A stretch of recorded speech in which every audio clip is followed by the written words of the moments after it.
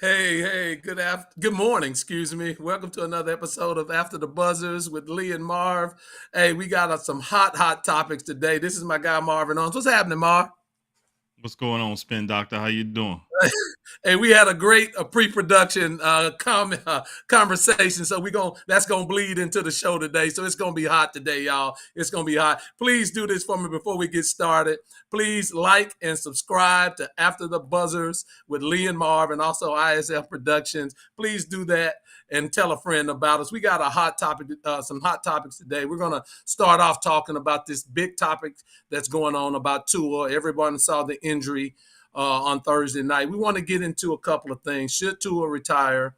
We're going to go over his contract and see what are the parameters around that contract. I want to get Marv's opinion on that. And then I want to ask Marv, where should the Dolphins go now that Tua has to deal with this concussion and his potential future? I want to get into that, and I want you guys to comment on that because it's a hot topic right now.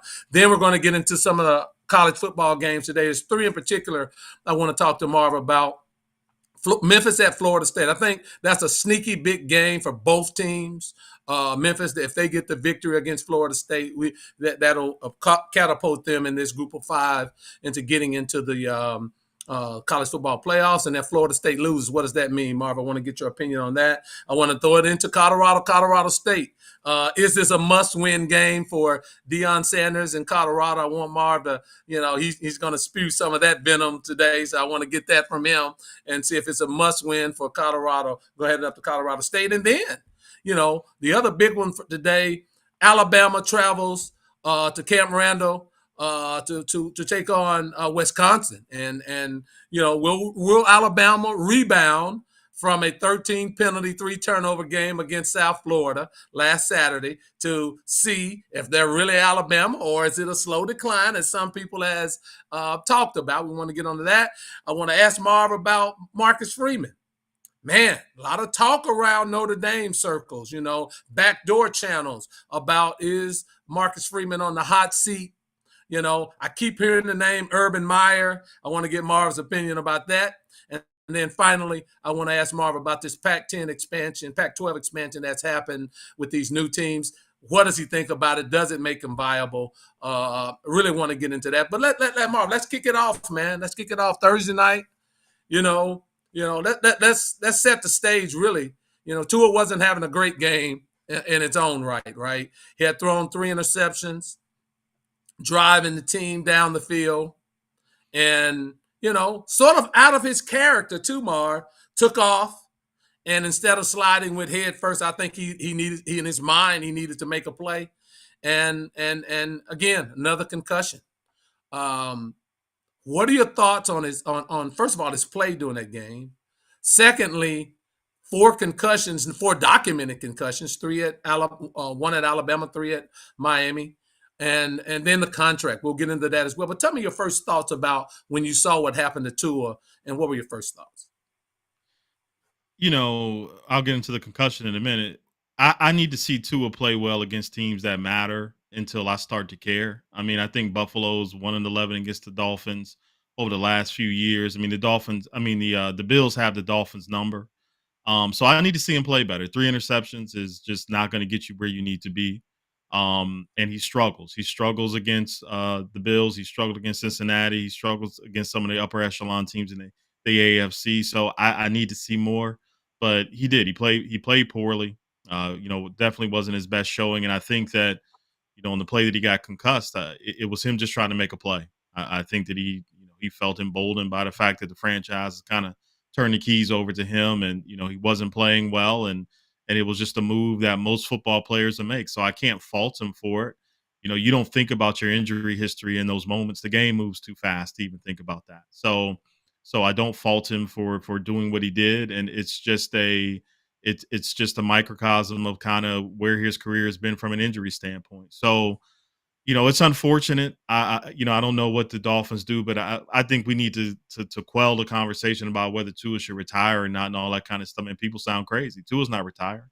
So to me, it's blasphemous for us to sit up here and act. Man, football players and professional athletes are wired differently. We can all sit back here and talk about and speculate he need to think about his family. He need to do this. He need to do that. He needs to become a commentator. Man, football's his life. It's a family business with Tua and his family. We all know that. I know from Alabama. They moved to Tuscaloosa when he came.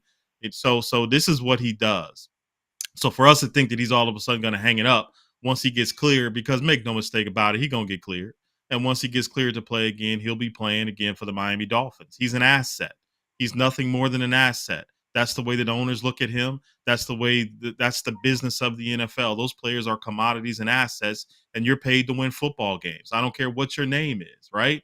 I mean, Peyton Manning probably should have retired with his neck injury. We can go down the list with players that probably should have retired but didn't, because that's just kind of the way that they're wired. So for us to think that Tua getting ready to walk away for money is silly. For us to act like Tua is going to make a decision to retire is silly. He had the decision that he could have made a couple of years ago to retire. He didn't. So I expect to see him in a few weeks suited up for the Miami Dolphins, throwing it around the yard. He got paid 200 some odd million. Tyreek is one of the highest paid receivers, as well as Waddle. So he's going to be out there because he's an asset and he's paid to win football games. Period. Mark, let's stay right there for a minute. Let's stay right there. You said you don't think he's going to retire. The question I have for you, the follow-up question I have for you, do you think he should retire? I mean, those are two separate things. I agree with some of the things that you said about Tua and football players and how they're wired. And I agree that it's a family business. I certainly agree with that. But there's also a flip side to that coin as well. Not should he retire? The man has had 4 concussions, and we don't know how many other concussions that he had while he was in Hawaii and coming up in his high school career. And let me add this, Mark. What we do know is there is something neurologically wrong with Tua. He gets concussed, and these concussions happen every time there's a significant hit on him. And so I'll throw this back to you as to should he retire in your opinion, and please answer that question for me. I mean, should every player that plays in the NFL retire? I mean, that's the question. Well. Let's if we're talking statistics here, and we're talking about the fact that Tua gets concussed more than any other player. Well, we know from a perspective of the way the medical professionals talk that players who get concussed, they're more likely to suffer another concussion. So Aaron Hernandez, when he died, right? When he died in prison, they took his brain and they did the study with CTE. He had the highest level of CTE that they had ever seen in a football player at 27 years old. So we can say this about every single football player in the NFL. It is a violent sport, right? So we want to sit up here and act like because we see Tua and we see the actual effect of being hurt in a game, it sticks to us because we're able to visualize it and see it. That happens on every damn play in the NFL. Okay, guys get concussed all the time and we don't know it. It's a violent sport, and we want to sit up here and act like we're really concerned about Tua. We're not really concerned. We're concerned in the moment because we saw it happen. If we were concerned, we would talk about football as a sport and the way that it kind of comes across. And every guy that's played the sport can tell you they've been concussed on multiple occasions. All the studies now that are going on with CTE says that 240 players in 1 week of football have suffered concussions. Like, the numbers are outrageous. But we sit here and we act like it's a problem because we saw it happen to Tua and we saw him get into the fencing position and all those kind of things. What about all the other concussions that go on that we don't talk about in this sport? Are we worried about those? Yeah. Let me catch up, Norma. Norma Owens, I don't think you need to retire. Keep playing to call. Vincent Lyons, he should absolutely retire and leave with $175 million. His brain is fragile. We need to get into that. The excellent point, Vincent. Chevelle Hamilton, respectfully subscribe and follow up with likes, buttons. Respect. Thank you, Miss Hamilton. Thank you. Look, Mar, what you're saying is not false. It's not false. But, Mar, we have more knowledge about this. And with more knowledge, it should affect your decision making. You can't, everything that you said, true. But with more knowledge of what CTE is, shouldn't we, and then the valid nature of how it's affecting Tua at this point, shouldn't Tua, not me, but shouldn't Tua take all of this in consideration when he's talking about to his family, his wife, he has 2 kids, and talking about his long-term health. He has a number of years of life after football to think about. Shouldn't he take and factor that in to his decision-making when he talks about whether I should walk away from football? We'll get into the contract in a minute, but shouldn't he take that in consideration, Mar? I mean, sure. He took it in consideration 2 years ago when he had the conversation after those concussions that he had, right?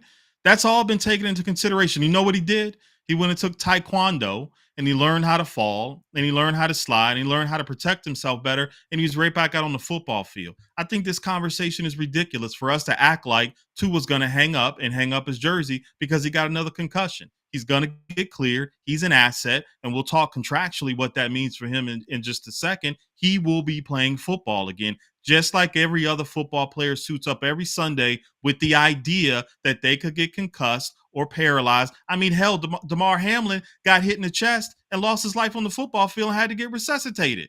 And we acting like it's okay. Nobody's talking about it anymore. But now we see Tua in a fencing position, and now we act like he needs to retire and walk away from the game. But we not talking about Damar Hamlin need to walk away from the game. Two different things, Marv. Two different things. It's not 2 different things. The man was dead on a football field, lost his life, and was resuscitated on a football field. And we're acting like a concussion where he's able to walk off under his own power is worse.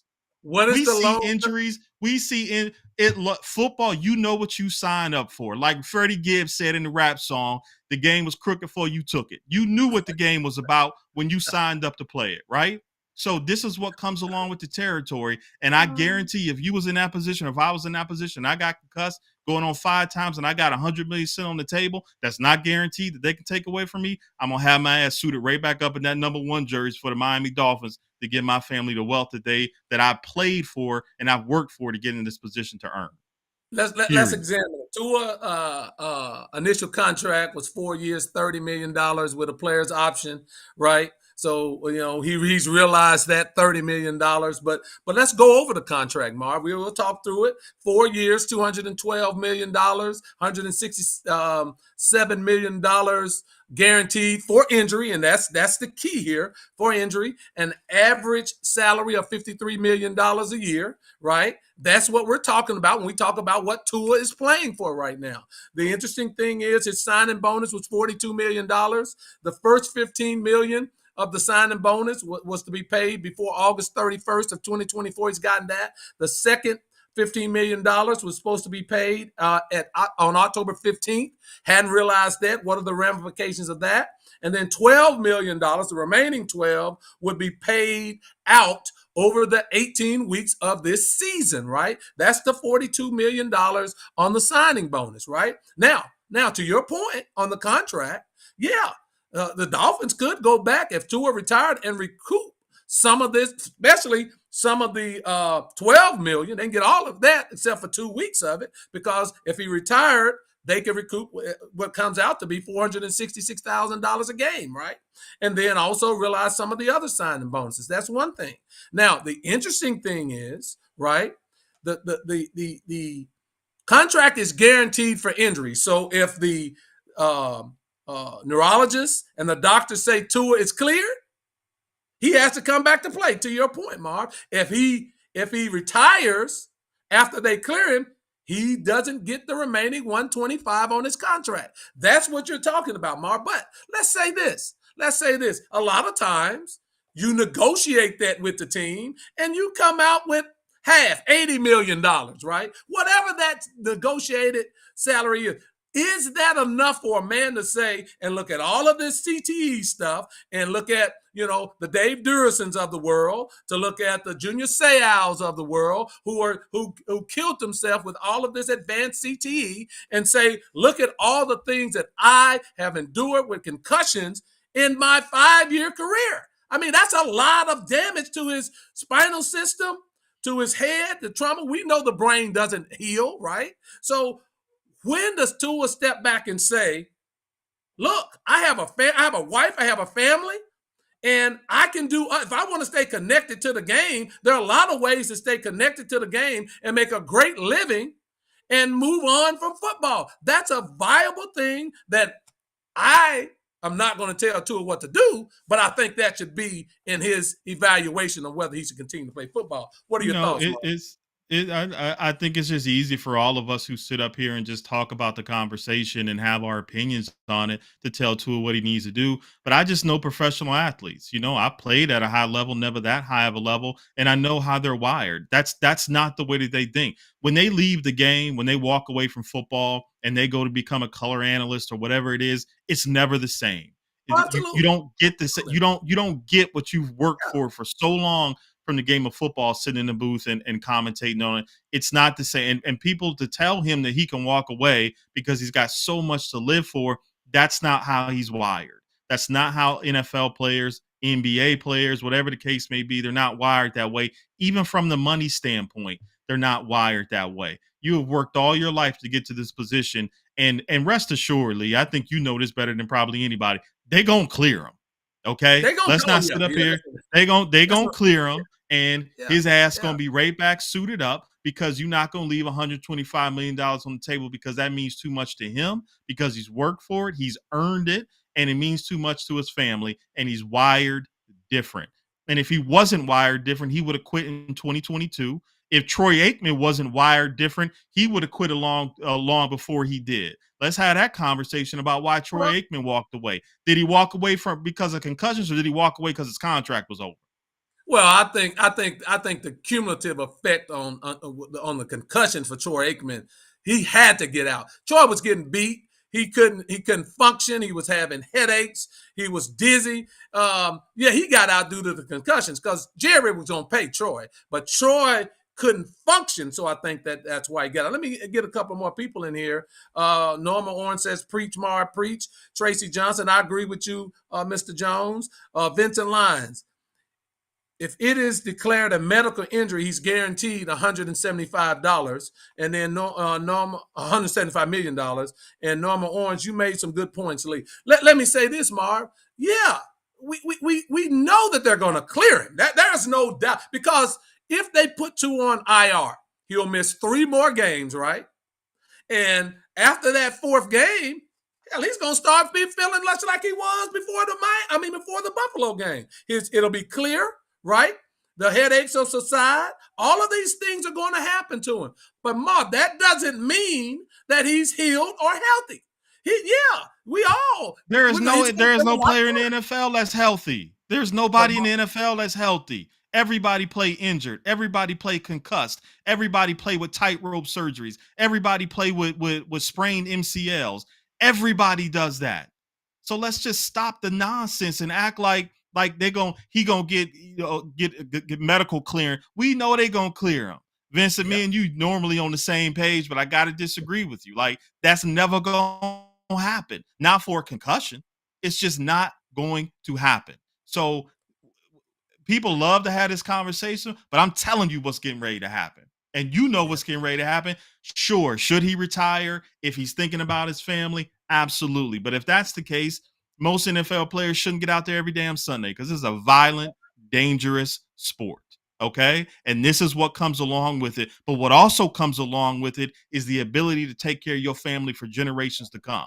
And it's That's worth fair. the risk. And for these That's guys who have put their life on the line and who have trained for this all their lives, it's worth the risk to put yourself in a situation where you never got to work a 9 to 5 again, where your family never got to work a 9 to 5 again, and you set generationally. It's worth the risk, and that's the way these players think. Ask Tony Dorsett that. Ask Tony Dorsett that, who plays for the Cowboys, who sometimes he wanders around and don't even know where he's at, right? He forgets where he's at. He forgets where he has been last. His mind is leaving him. The dementia, the CTE. Ask Tony Dorsett that, and I'll just preference this by saying, just because we know that everything that you said is true there's a flip side to that coin when you see Tony Dorsett and when you see him moving around and he can't function and he says he gets these headaches and blackouts and things. You Yeah, definitely yeah.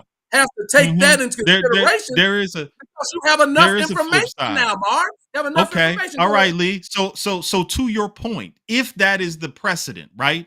If that is what we're thinking about, watching former players degrade in front of our eyes from a game that they played and gave all their passion to, if that is your point, then why is anybody playing the game? Because if you know that is the result of playing this football game, if you know that your life will look like that, and you have, man, we could go down, LC Green, we can go down the damn list of guys that we've seen, Earl Campbell, deteriorate in front of our eye. If you knew that, why do you sign up to play this game then?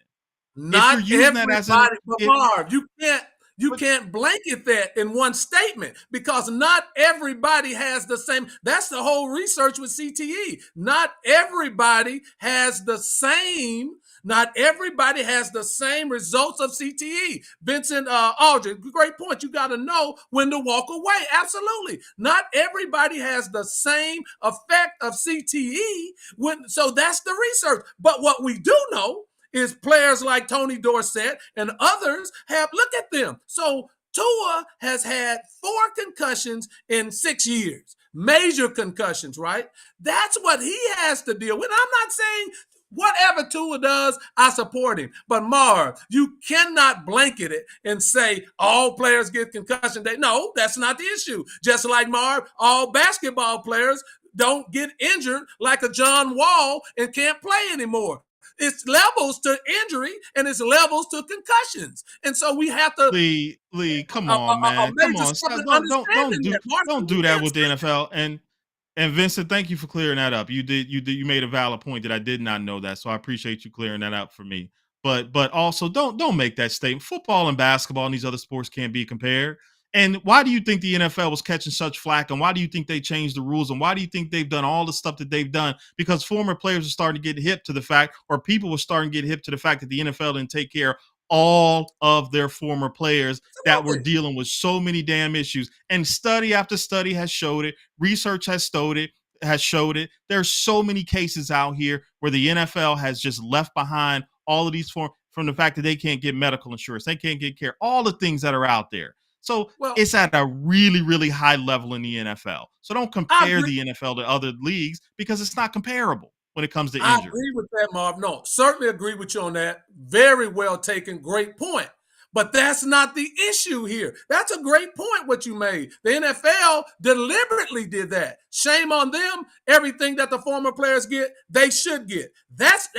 Won't argue that fact, but 2 things can be true at the same time. Look, we know, and you said it, the NFL is going to clear Tua to play because there is no definitive data to say that what the effect of long-term CT is. There are examples. The NFL is going to clear. So that 175 is going to be in jeopardy. Then Tua has to make a decision whether he wants to continue to play or another option is to say, okay, I'm retiring, but I'm going to sue the NFL because I feel I can't play and I feel the concussions are protected within that injury waiver, that injury guarantee. That's another option. Challenge the NFL. But Marv, you have to say that Tua has to take into account all of the things. He has 2 beautiful kids. He has a wife. He's made asked, the $millions, question was, do you think Tua should retire? So let me wrap this up with a bow so I can be very clear. Should Tua retire with all of the information that we have and his injury history? Absolutely. Okay? Absolutely. And so should every other player that's been in the same situations because there's many others that don't. So, yeah, he should retire. Will he? Hell no. Will he be suited up for Miami again? Hell yeah. And if anybody thinks any differently, then I got a bridge in Brooklyn I need to sell you as well. Great points. Hey, I just think, and I'm gonna close it because I think that Tua has some options that he really needs to think about, including saying I'm retiring for injury and suing the NFL. That's a viable option. Marv, real quick, what should Miami do? We saw Skylar Thompson play, and so come on, man. Come on. So we saw Skylar Thompson play for the Dolphins, so we know that's not the answer. What should Miami do going forward? Now, there's a couple of options. They could just start Skylar Thompson for 3 more games, put Tua on injury reserve, and then bring Tua back. Or what should they do in the interim? Should they? I think they made a serious mistake, even with signing Tua to the big contract, not bringing in a true veteran quarterback, a Tyrod Taylor, a Jameis Winston, some of the at that level before they started the season. Because no matter what you say, Tua has this in his history that he could get injured at a moment's notice. And let's say this, final thing I'll say before I get yours, we know with the money that he makes, he has to justify and play to that level. And this is why he got injured. He didn't protect himself like he did last year because the play and the money means something. So, Mark, what do you think the Dolphins should have done, or should do now to protect themselves? They have 15 more games to play. They better go find Joe Flacco and get him off the couch. That's about all they can do at this point. That's what I say. Go get Joe Flacco off the couch, let him get you through this period, or somebody to that nature, and then figure it out until Tua gets back, because he will be back. So, you can start Skylar Thompson in the case, but you'll probably be out of the discussion in the AFC at that point. So maybe Tua just sits the rest of the year. But if you want to contend, you better go find Joe Flacco, see where he at, see if he in shape. That's what I say. Yeah. If Justin Fields plays well this Sunday, if Fields plays well, I would call Pittsburgh and see if I could get Russell Wilson. I would make a call to Cleveland about Jameis Winston. Now, again, with everything that's going on in Cleveland, I don't know if they'll give up Jameis at this point. I do. Flacco is an option, but you have to get a veteran quarterback in there, Mar, because Skylar Thompson. We've seen that movie. It didn't get good reviews, and so they need to close that show. So let's move on. Great conversation. Love the comments. Keep them coming. If you have any more opinions about Tua and the Dolphin situation, please let us go. Excellent comments, and I like it because Marv is an Alabama guy. And he supports Tua. I know he does. That's his opinion. Hey, I'm not going to say that the opinion is wrong. We just differ on some of the aspects of it. Marv, let's switch to college football.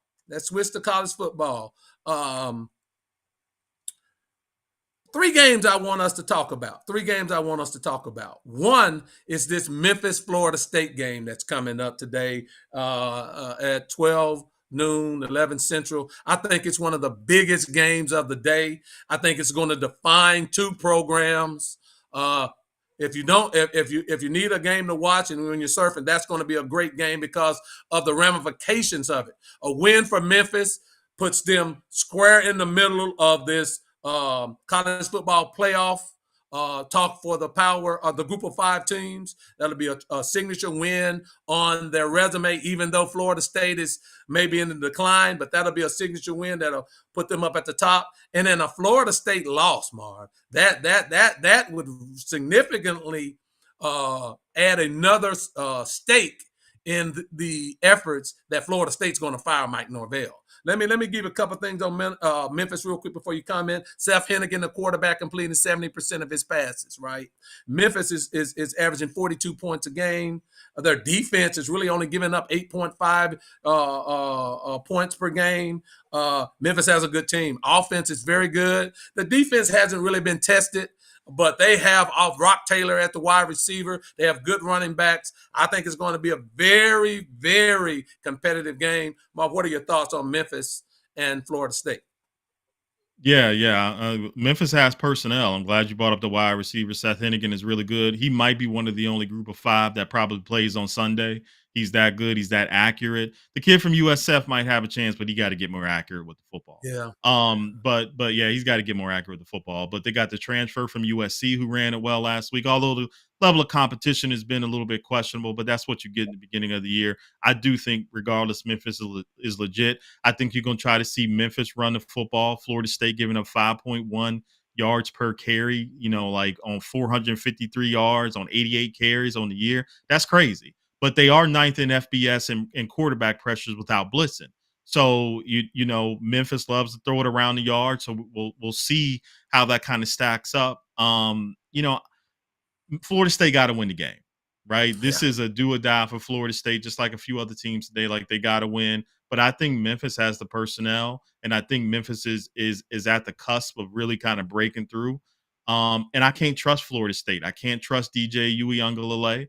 I can't trust Malik Benson, the transfer from Alabama. The reason he left because he couldn't get on the field. I can't trust the kid that transferred. I'm just being real. There's a reason why people get in the transfer portal because they can't play, right? Or they I can't get can't no play. burn where they've Okay. been at. And so you starting him at wide receiver, you couldn't get no burn at Bama, and you starting Roydell Williams at running back, who couldn't really get any burn at Bama either. So if you can't run the football, which Florida State has not done well, Uiagalelei is not been accurate.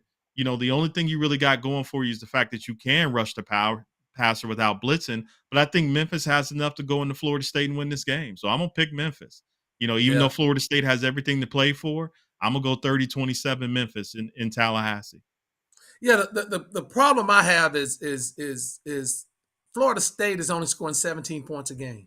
Yeah. Offensively, they're an F. They're an F on offense, and so unless DJ gets it together and throwing the football around the yard, and look, the Benson kid can play. Mark, stop it. You know the Benson kid can play. He might not have gotten on the field last year, but And the Benson kid can play. You know, I stop can't it. tell in 2 games with Florida. He looks like he looked at Alabama and Florida State, so I can't really tell, man. Marvin, you're a true and true Crimson Tide homer. But they have weapons. They have running backs. The offensive line has performed poorly for Florida State. And so the key matchup is Florida State's offensive line against Memphis's defensive front. Memphis is going to score points against Florida State. They're going to move the football. There's no doubt about it. Recycle Me says FSU is getting the win today. It's going to be a close game. I'm gonna go with you as well, Marv. I like Memphis in the upset. I really do. Florida State is a 6.5-point favorite, but I like Memphis to cover and actually win outright in Tallahassee. And look, if that occurs, Marv, look, Norvell might not make it out of Tallahassee this week. And for all that we talk about with Deion Sanders, I don't care if Deion doesn't win another game all year. He'll be at the top of the list for FSU. So we're going to see. We're going to see. Right, Recycle Me say, scratch that. I typed it wrong. I'm in Memphis. I hear you, Recycle Me. But that's going to be a great game to watch. So if you guys don't have a game to watch, tune in. I think it's on ESPN. That's going to be a good game to watch. So Mark, let's go to our next game. Colorado at Colorado State. Now, look. Colorado State is allowing 34 points a game. They're 121st in D1. They're allowing 148 yards rushing a game, 273 yards passing a game. If Colorado's going to get right on the offensive line play and get some continuity, going into the third game, let's get some continuity, blocking schemes, because it's not necessarily, in my opinion, that they're not capable. I think they're missing a lot of blocks in their technique. They're kind of bad, stepping the wrong way, allowing people to beat them initially off the snap. This is a get right game for Colorado. It's a rivalry game, so you should be up for it. And everything points to Colorado getting right. They're a 7-point favorite. Shadour's completing still 68% of his passes. The bugaboo here is Colorado's only averaging 37.5 yards a game, rushing 1.7 yards. But I think they get right. I think Colorado wins by 14 points, and they get the victory against Colorado State. What do you say, the Hall of Fame? I mean, listen, I agree with you. This is the game for Colorado to get right. If you look on paper from a roster standpoint, I mean, Colorado from a talent perspective is just better. They at every position, Colorado is better.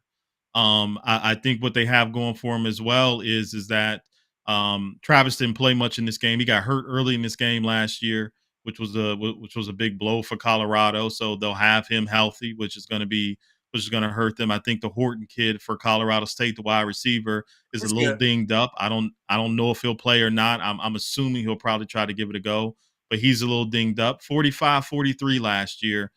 Colorado pulls it out. 70% of production back for both teams. But this is the game that Colorado needs to get right. I think this is a must-win game for Deion Sanders. I mean, if you lose this game to Colorado State, then you've officially regressed as a program.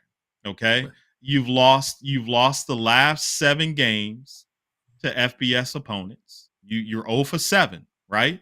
Against FBS opponents, and you come to Colorado State and you lose again to a team that you can out talent in basically every position, right?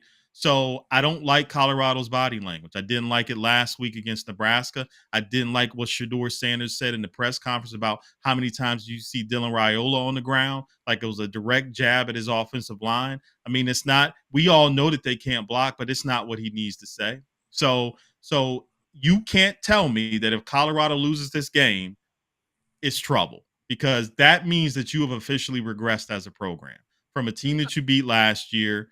I mean, I don't know how else you can say it, Lee. There'll be 8 straight losses to FBS teams, 7, a 0-7 against, take the Stanford game last year, a game that they should have won. What happened after they lost to Stanford last year? They completely fell apart, right? And the body language when they lost it to Nebraska kind of looks the same. So what Colorado team will we see? If they come out and they're hitting on all cylinders and they figure some things out and they get off to a fast start, they should win this game by 14 easily. I agree with you. But I can't trust Colorado. I can't trust the coaching staff. I can't trust what I've seen. And I can trust that they're 0-7 against FBS teams, right? I can trust that because I've seen it. So I'm gonna go Colorado State just because I can't trust Colorado at this point. Now Colorado should win this game, and if they do, I won't be surprised at all. But who will we see out of Colorado today? I'm gonna go 34-31 Colorado State. I felt it in my heart that you would. That's why I wanted to throw it to you. Look, you look. Nothing. Facts are facts, right? Facts are facts. Wins and losses, facts are facts, right? So I'm not going to dispute or try to disbelieve or say anything about what you said. They have to win the football game. Must win for Deion Sanders? Absolutely not. It's not a must win for Deion Sanders. Deion Sanders is not going any place till he wants to go. But as a team, for their psyche, for what they're trying to accomplish this year, certainly they have to win this football game. There's no doubt about that. I think they know it. But everyone is acting like they're 0-2. They're 1-1. They have the opportunity of everything in front of them, and it starts with this. And so, Lee, let me say this, Lee. Let me say this real quick. And I know you got love for Deion, but if any other coach is 0-7, talking the way that Deion talks, talking the way that he talked at the beginning of last year, and that's why I told you that I didn't care. I don't care about Deion the personality, but Deion the personality isn't stepping on the field anymore, right? And those 18 to 22-year-olds got to back up the talk. And I've been an 18 to 22-year-old in the locker room. I got plenty of friends who coach at that level, basketball and football, and their livelihood depends on the 18 to 22-year-olds. And they always tell me that they're the most unreliable people that you can ever be around. So they've got to back up what he's kind of putting out there, and they haven't to this point. And if there was any other coach that went 0-7 against FBS teams up to this point that talked the way he talked, you'd be killing them. And don't act like you wouldn't, because I know who you are. You'd be killing them. And Sammy, you're right. Colorado couldn't block 4 or 5 tackling dummies if they were staying in front of them. You're absolutely right. But maybe they can get right today. But I have no confidence that from what I've seen that they can. Sammy Campbell is a hater. He's a hater. Now, I will say this. Sammy Campbell is one of the greatest high school running backs that I've ever seen. The guy could tote the football. So he definitely knows then. Yeah, he knows what he's talking about, but he's a hater. So that's how it is. But let me say this, Mar, and then we'll go on to our next game. What was Deion Sanders supposed to do, right? You're at freaking Colorado, Boulder, Colorado, the University of Colorado. You're selling hope. He had to do what he did, and it's worked to some semblance, right? You have skilled players. You have good talent on the skill side of the ball. You have good D-backs. The problem is he hasn't recruited the offensive line. And the defensive line. That's the next step. but he has enough talent to win football games. You're absolutely right. Those 22-year-olds, they've been selling wolf tickets. Now they got to make it happen. Because all of this, don't touch Shador, and that's what Shador was saying. Y'all saying all of this crap in the offseason, but I'm getting touched. So now it's time to back it up. So they're going. I suspect today they come out, punch Colorado State in the mouth, and get the victory. So that's what I'm looking for. The game is at 6:30 p.m. on CBS. Y'all check it out because we're gonna talk about it. I hope Of so. course, next week. I hope for your sake they do, because whoo, if he loses Colorado State, man, you can't tell me that that's not regression if they lose to Colorado State, man. You just can't. You can't. I know you the spin doctor, and I know I'm you. not But anything. I'm just. there's nothing you can say to me that would make me think that it's anything different than that. And like Sammy, thank you, man. Go ahead, read Sammy Campbell comment. I'm gonna catch us up on some of the comments. Recycle me. Colorado O-line suck, plain and simple. Recycle me. We'll see if they suck. They lost one game to Nebraska, 28 to 7. Last night I saw Kansas get beat. I saw other teams get beat by similar scores. Do they offensive line suck? It's one game. Stop it. Norma Orange, I'm going with Colorado. Sammy Campbell, I'm not reading the tackle dummy story. That's ridiculous.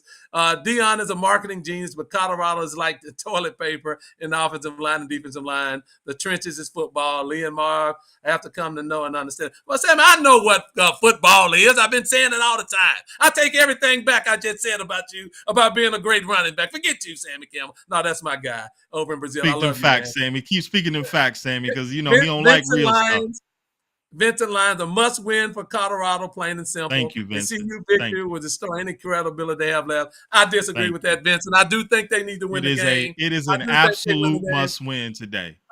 I do think they need to win the game, but I'm not going to go that far on that one, Vincent. I'm not going to go that far on that one. Okay, let's go to our third game. And thanks for all the comments, guys. Keep the comments coming. Please like, subscribe to both After the Buzzers with Lee and Marvin, ISF Productions. Alabama and Wisconsin. Speaking of teams right now, we Marv over here spewing all of this hatred. Alabama, they're a 16.5-point favorite going to Camp Randall to play Wisconsin today, right? Let me say this. Against USF, 13 penalties, 3 turnovers.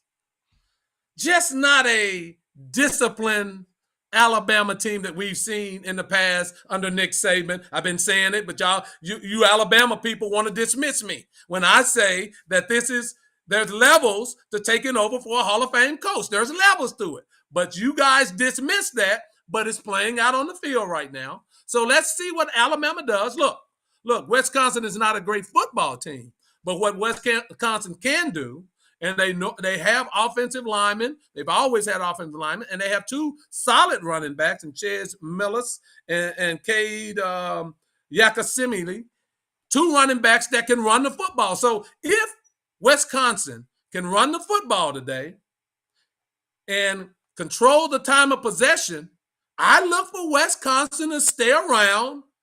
I want to see what their quarterback can do because he's going to have to hit some key third downs. They're going to run the football. And I don't think that they're going to beat Alabama. I have to be honest on that. But I do think they can keep it close, Mar, because Alabama, you see the slow decline of Alabama football, and you're seeing it right before our eyes. Again, they're still good on defense. They're only giving up like 8 points a game. But like I said, if you get a team that can run the football and have any decent quarterback play, I think they definitely can stay in the game. And look, make Milroe a pocket passer. Don't let him get outside and run. They can keep that game close. I do think, Marv, they cover the 16.5. What are your thoughts?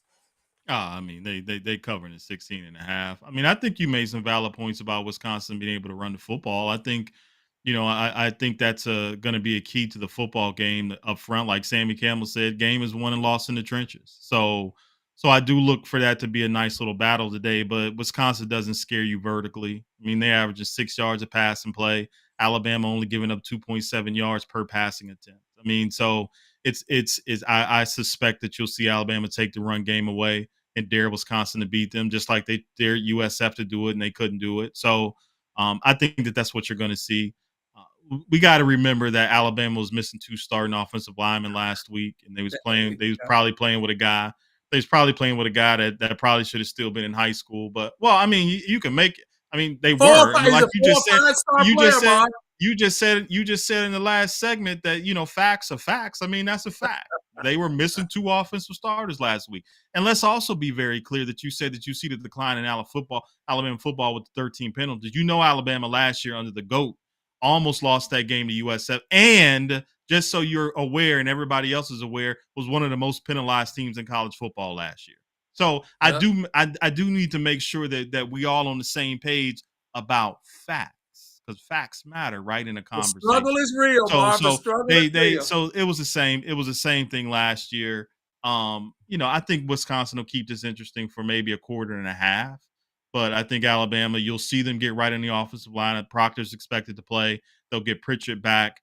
I think you'll see. Now here's what's going to be interesting, Lee, to get ready for the contest against Georgia. I do need to see Alabama become a little bit more efficient. It's either all or nothing. It's either explosive or nothing. And I need to see if we can be a little bit more efficient in the way that we do drives, right? I need to see if Milroe's gotten any better in that intermediate passing game. I haven't seen it yet. And if he doesn't, then we're going to be in trouble, because you can't rely on offense being always explosive. So I am looking for that today to see if we can get some semblance of efficiency offensively, but I still don't think this game's close. Take the 16. If you're doing it 42-17, it's going to be is what I think the end will be in terms of the score. I think it'll be close for a game, a quarter and a half, but that's about it. Keep Milroe in the pocket. He really hasn't gotten loose this year yet, Marv, really. Keep him in the pocket, make him a pocket passer. If he gets out and scrambles, Wisconsin's going to have a long day, so be disciplined in your defense. And the other thing is, for Alabama, look, and this is what I always said about DeBoer, Marvin. He wants a pocket passer similar to Penix. They have to go back. If Alabama's going to make this ascension that you're talking about, they're going to have to do more quarterback runs with Milroe, and they're not doing that right. Yeah, I agree with you, Lee. No, I keep it real. They're gonna have to, and if he can't be efficient, and I talked to you about this, I'm still not sold. Like I like him. I like him as a kid. I like him as a player, but he's not efficient. And if he can't become efficient, the same bugaboo that we had last year when it came to playing Michigan and making some of those passes that you have to make, if he hasn't improved, we're gonna struggle against teams that are better. The Ole Misses that you talked about, the Tennessees. You got to be able to be methodical against these teams, and I haven't seen it yet. So that's my one concern. Maybe I see a little bit of it today, but we will see. I do agree with you on that. Yeah, he has to run the football. He's a talented runner. Hell, you have to have him run the football. And I think, Marvin, and look, I'm not an Alabama hater. I just want people to understand that I'm not. But I think that he's an asset running the football. He's your best runner, Marv, and he has to run the football. And I think if they start but that's not DeBoer's MO, right? That's the quandrum that he's in. So we'll see. It's a good game to watch as well. I think that'll be a good game, at least initially, to watch. Sammy Campbell, I love the big tackle from DeSoto, and Deion Sanders has ties there. Watch out for that. Marv, I want to go into our one of our final topics. This deal at Notre Dame, man. I mean, Marcus Freeman, terrible loss. Let's be honest. Terrible loss to Northern Illinois at home for all intents and purposes. He has a 20-9 record at Notre Dame, 69% win percentage. That's not bad. But I think he has a quarterback problem, man. Riley Leonard, the guy ain't even thrown a touchdown pass this year, right? I think he has 2 interceptions. He's been sacked 3 times. They're only averaging 18.5 points a game. Look, the whispers are out there. Everybody's talking about Urban Meyer. You can say what you want to say about Urban Meyer as a professional coach. You can't say anything about Urban Meyer as a college coach, because he won everywhere he's been, and he's been highly successful winning at the highest levels in college. So those whispers are coming big. Look, they need a great showing against Purdue. They don't just need to win the game. He needs to have those guys firing on all cylinders against Purdue, or the whispers start to get louder and louder and louder. And I like Marcus Freeman as a coach. I think he's an excellent recruiter. I think Notre Dame has talent. I just think Notre Dame, instead of going into the portal for Riley Leonard, I think they have to go back to getting a dynamic quarterback. They let all their dynamic quarterbacks leave for some reason. And I think they need a dynamic dual threat quarterback to complement what they want to do, because they want to run the football and play good defense. So get you a dual threat quarterback, and I think Marcus Freeman's fate will get better. But they need to win today, and I don't really think that they can lose another game this year as we talk about the CFP. What are your thoughts, Mar? Yeah, I mean, the quickest way to erode trust in a fan base is to lose to Marshall, Stanford, and Northern Illinois at home, and that's what Yeah. he's done. Okay, Yeah. no matter how you kind of put that out there, that's bad. Okay, you That's can't do that. Not at Notre Dame. All right. So, and he's still an immature coach. He's a great recruiter, but he's still young and he's still learning, and he's still, he has a lot of really great attributes, but Notre Dame will throw some duds out there under him, and it's just hard to overcome and get the fan base all the way behind you because they just don't know what to expect. I agree with you. The Riley Leonard, I scratched my head when they went out and got him. I mean, he was okay at Duke. He didn't set the world on fire. Then he was coming off an ankle injury. He's still trying to recover from the ankle injury. And also, mind you, their tight end, who's probably one of the best tight ends in the country, he's coming off an ACL injury. So he's not 100%. Like you said, Lee, good point. He's not throwing a touchdown pass yet this year, and they just don't have the weapons. So I don't know what he does offensively to make them more explosive because they're not explosive, right? Yeah. So you got a really good defense. You got a defense that can probably carry you in most games, which they ultimately have.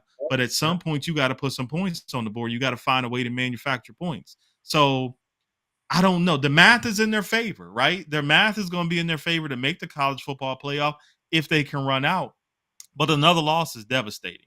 And it does need to start today. It needs to start today with Purdue. I agree with you 100,000%. He's got to win convincingly today. I almost want to see him just come out and throw the kitchen sink at Purdue. Like, create some excitement, create some buzz, get his guys going a little bit, because they're too methodical and they're too predictable offensively. But that also comes from the fact that he just don't have a lot to work with offensively. So I don't know, man. I like him as a coach. The Urban Meyer grumblings are real. Will they sell their soul to the devil to bring Urban Meyer back in? Now, remember, Urban Meyer coached under Lou Holtz at Notre Dame, so he has ties to Notre Dame.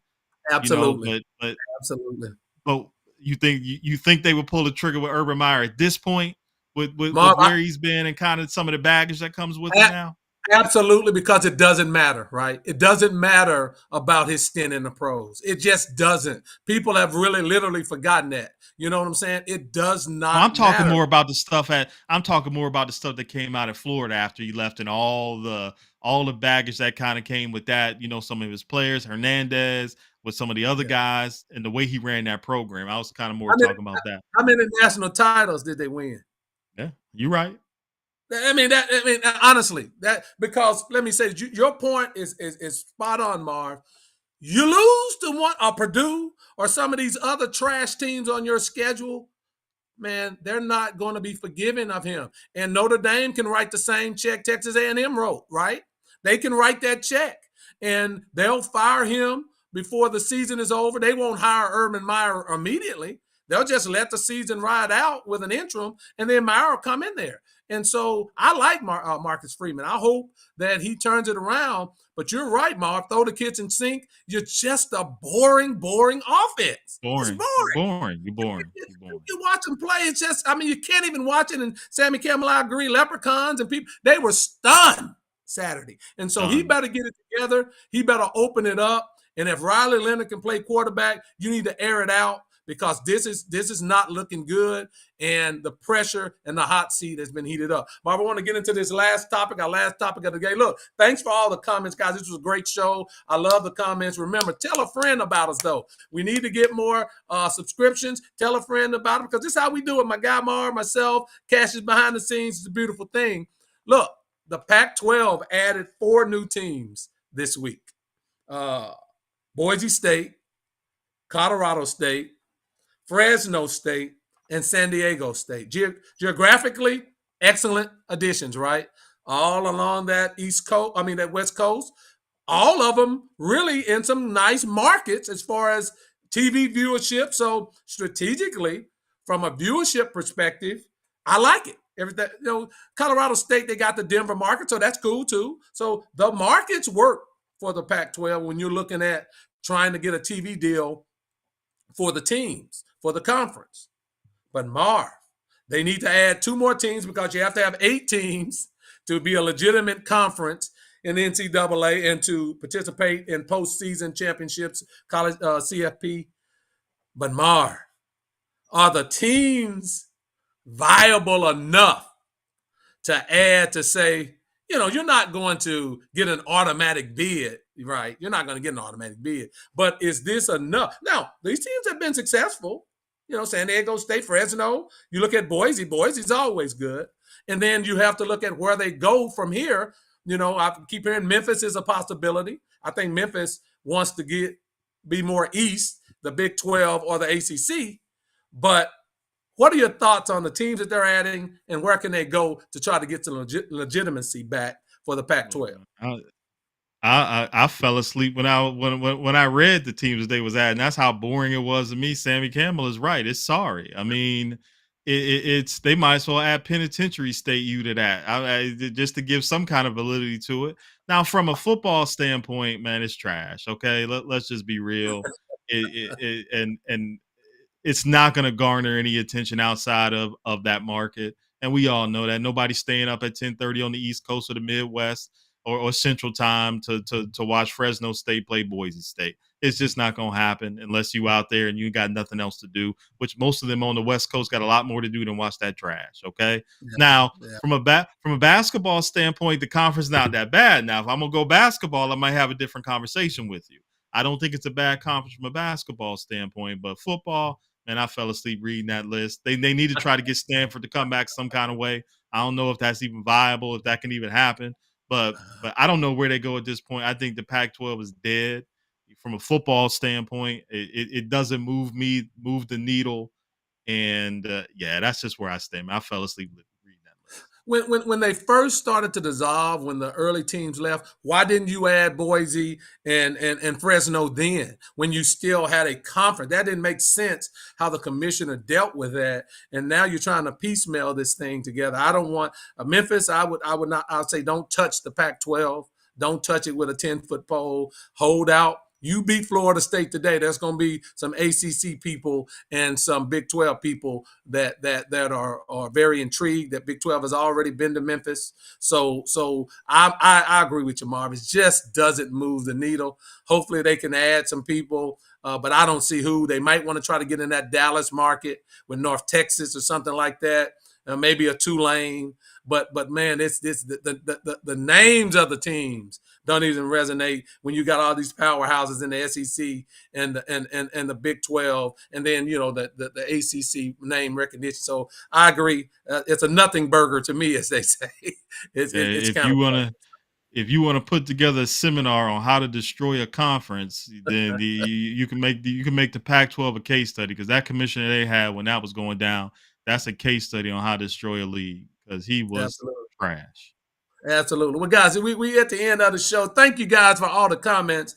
This has been a great, great show. I love the comments, guys. Tell your friends on what we do and how we do it, man, because this is how we do it every week. We have our NFL wrap-up show tomorrow, 6:45 p.m. Central, 7:45 Eastern, 4:45 Pacific. We'll go over the hot games in the NFL tomorrow. Dallas and New Orleans, Cincinnati and Kansas City. There are other games that we'll cover tomorrow. We'll also be talking about Ryan Clark's comments about Lamar Jackson and Russell Westbrook, and a host of other topics. So take the ride with us tomorrow. Tyreek Hill. We got to get into Tyreek Hill. Tyreek Hill's arrest. We want to get into that a little bit. So take the ride with us tomorrow as well. Great NFL action. Please, again, subscribe to both platforms. For Marvin Orange, the Hall of Famer, I'm Lee Jones. We're After the Buzzers with Lee and Marv on ISF Productions. We'll talk to you tomorrow.